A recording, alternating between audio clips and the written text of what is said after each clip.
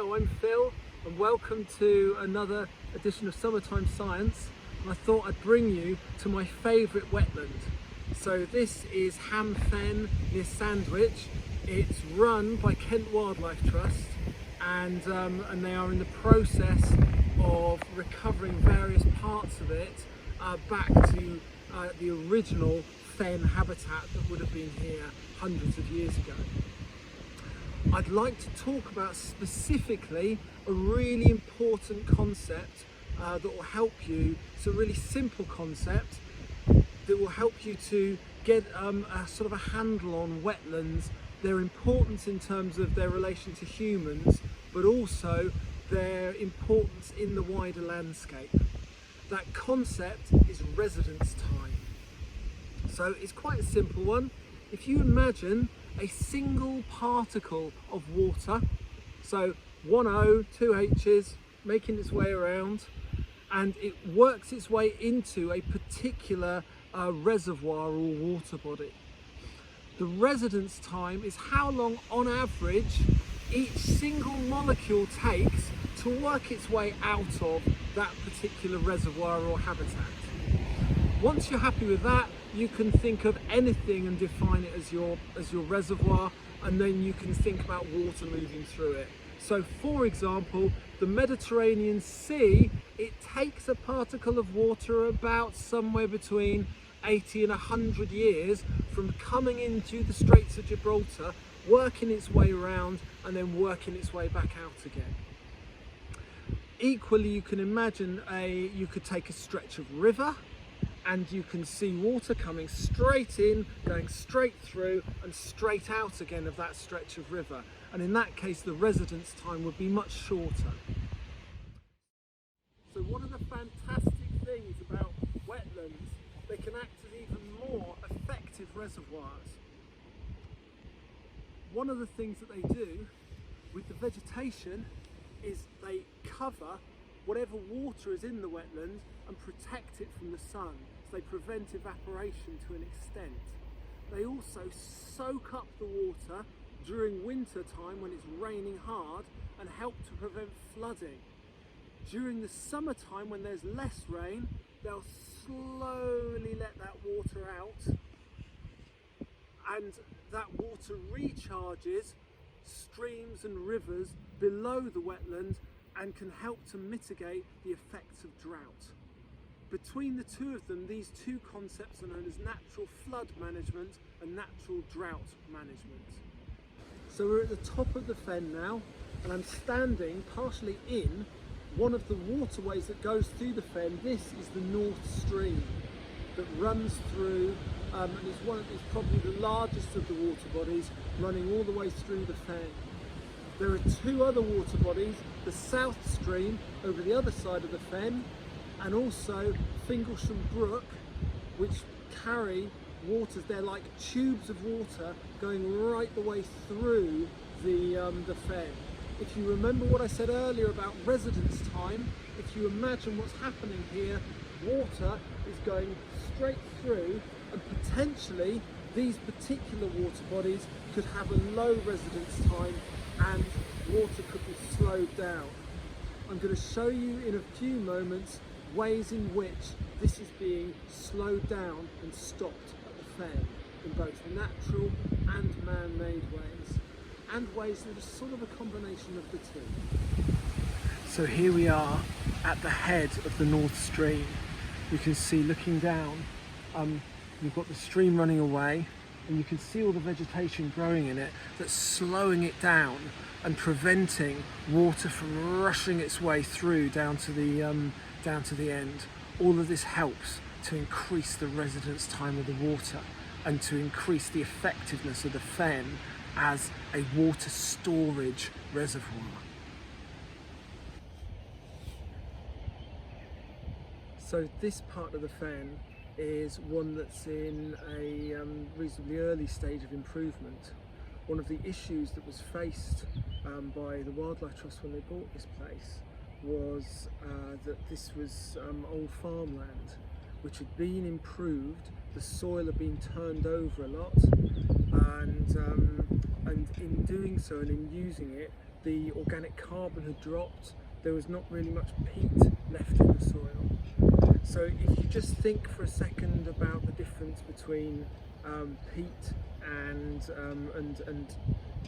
your sort of standard soil that you're more familiar with, peat has got a really high organic content.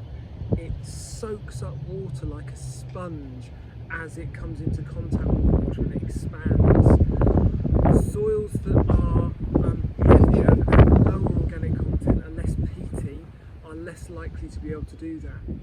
So in order to turn this back into fen, one of the first things that the Wildlife Trust had to do was remove a whole load of this soil from the top and try to uncover some of the earlier, more carbon-rich soils. It sounds daft, but in order to build up the fen, one of the first things they had to do was to knock it down. This is much better classic fen vegetation. So you can see we've got sedges and all sorts of indicators of kind of a wet, boggy ground, which is fantastic. This ground's soaking up the water for us.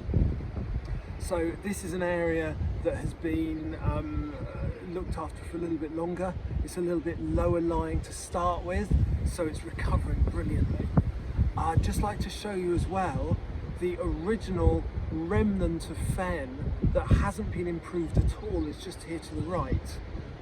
A lot of it has succeeded from classic fen vegetation to this more woodland type, wet woodland or woodland carr type of habitat. So one of the ways of telling what the water levels are on the fen is to put in something like these stainless steel dip wells. Now I know, because I've measured it, how high the top of this dip well is from the ground. So by putting in a sensor that can then make a noise when it hits water, I can tell how far it is to the groundwater.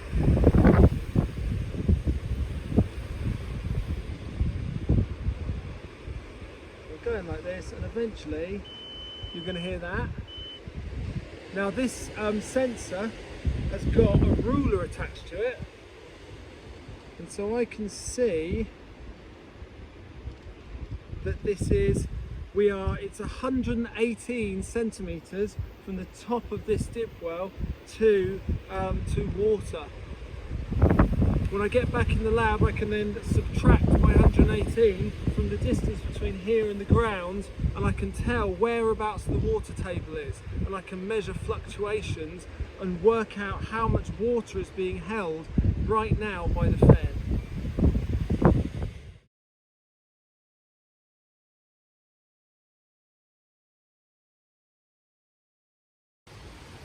So this path, this bridge, goes across the North Stream a little bit further down from where we were previously. Before beaver came here, this bridge led to a footpath that then ran along the north side of the North Stream. But since beaver have been carrying out their actions to the north of here, the area now is completely wetted. It's all wetland. The path itself has now disappeared, and what you've got is this fantastic swampy fen habitat, which is taking in extra water, soaking it all up and holding it ready for the summer now when it slowly discharges back downstream. I'd just like to show you two of the things that beaver can do. Firstly, just over my shoulder, this is a pool of water that's been created by a beaver dam. It's directly upstream of a beaver dam, and that forces the water away from the North Stream into this newly created wetland. There's another thing that beaver do which is really cool and helps with the infiltration of water into the surrounding area. So it's down here, and you can see this is a channel that's been dug by beaver, and it actually runs about 20 metres into or away from the North Stream. Now they seem to dig these and then get out of them in order to feed, but they're an excellent way of infiltrating water further out into the wetland and speeding up the process of re-wetting of the fen.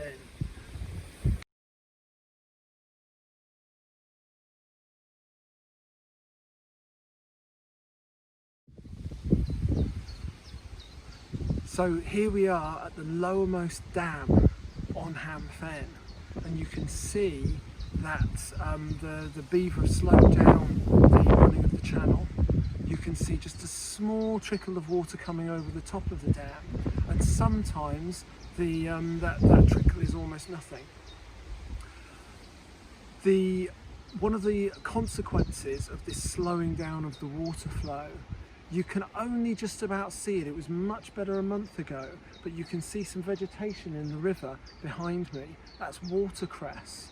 And during the winter period, because the flow was slowed down so much by the dams, the watercress was able to carpet the entirety of the river channel. And if you think about what that's doing, every stalk of watercress, the water will hit it and it will act like a sieve, and then it will slow down the flow of the water.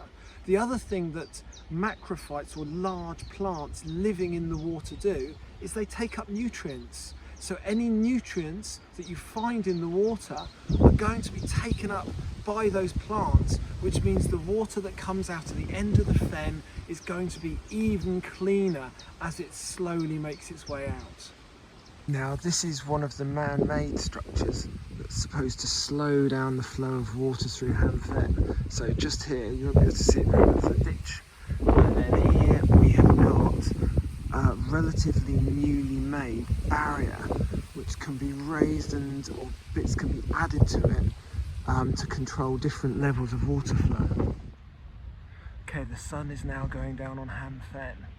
I hope you've enjoyed this video and you've learnt a little bit more about the hydrology, certainly, that is happening on a fen that is managed by people and by wildlife.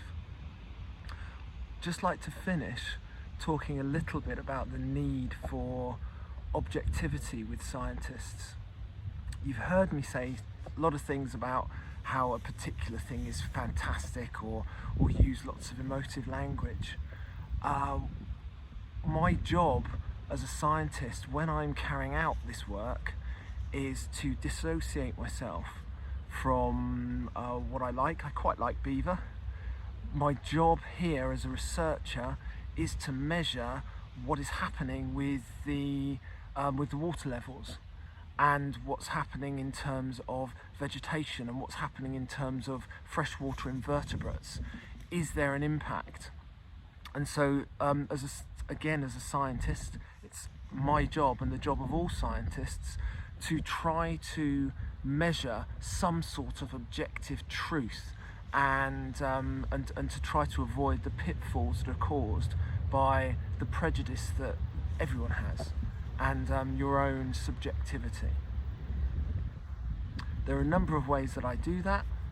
One way is to use statistical analysis and to gather data in such a way that it's gathered neutrally, and design experiments and surveys so that they can neutrally measure what's happening in the environment. It's a very important thing for a scientist. And on that note, I hope you've enjoyed this, and hope to see you again soon.